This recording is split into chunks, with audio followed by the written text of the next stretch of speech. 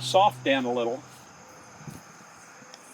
So some of these probably would not be too terrible far away from, you know, if a guy's looking for silage. The thing is now with the rains we had here a week or so ago and the rains we had again, it's amazing how this stuff has really sucked back up again.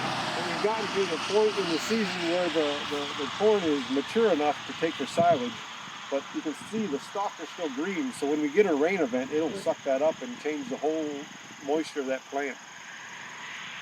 And we've always been told too, if you get a heavy rain like we did last night, even if your ground is good enough that you could go today and cut silage, you probably shouldn't, because that uptake of the water is going to pull some nitrogen and stuff, some nitrates, and you can get nitrates and stuff into your corn. You want to let it sit a day or two and then go ahead and chop.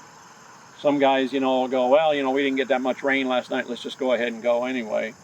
You got to be careful with it or you can get in some trouble with it.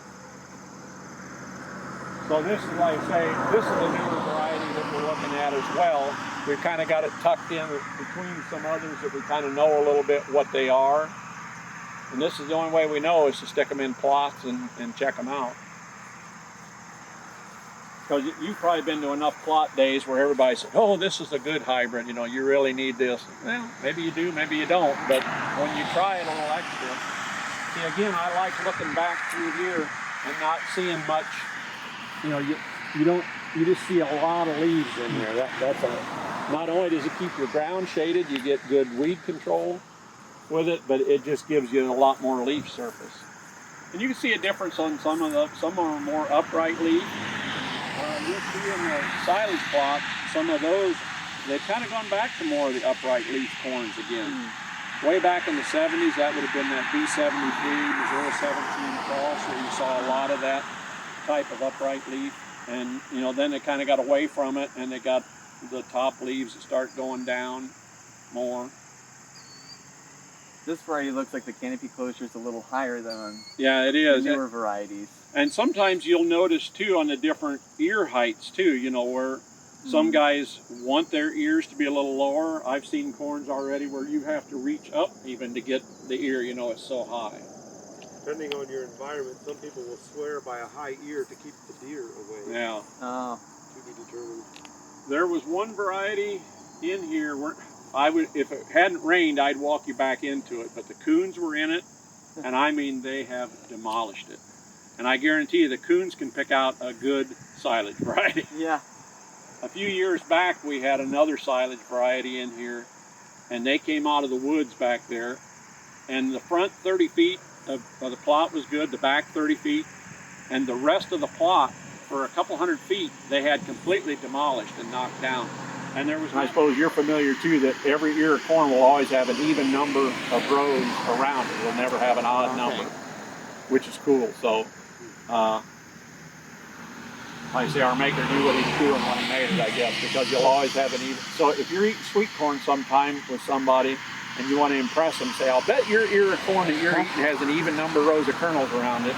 It's short, you know, that's when it determines the number of rows of kernels around and the length. And if the conditions are really good during that time, it will try to express itself by pushing a little bit bigger, which shoves those kernels out. Problem is with that, then if you've got earworm or anything that's on there and birds come, and if the ear doesn't start to droop down and you get rain in it, that can be a problem too. So in other words, it's trying to give you extra yield, but there are some things that you got to watch too. But apparently this hybrid was in a very good condition when it determined those rows.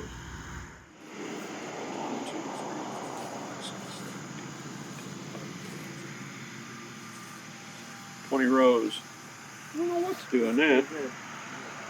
It's a nice girthy ear. It's 20 around, and then multiplied by your length, multiplied by your population, and you get a pretty good guess on where your yield could be. You know, for a newer hybrid, it's looking pretty good, but it's got to do well in a bunch of our different test plots. Lamar is our district field rep, field sales representative is the title. Okay. And he has a number of different plots around. So we'll look at this. They gave us this as a new hybrid. We decided we want to run it in our test plots one more year before we release it. Because if all of a sudden they say this is great, and you go out and you sell, 1,000 bags of it, and all of a sudden something happened and they didn't know and it falls apart, we don't want it. Yeah. So we go one more year in our test plots, and we decide what that. Just a quick calculation, we're 38 long by 20 around times 36,000.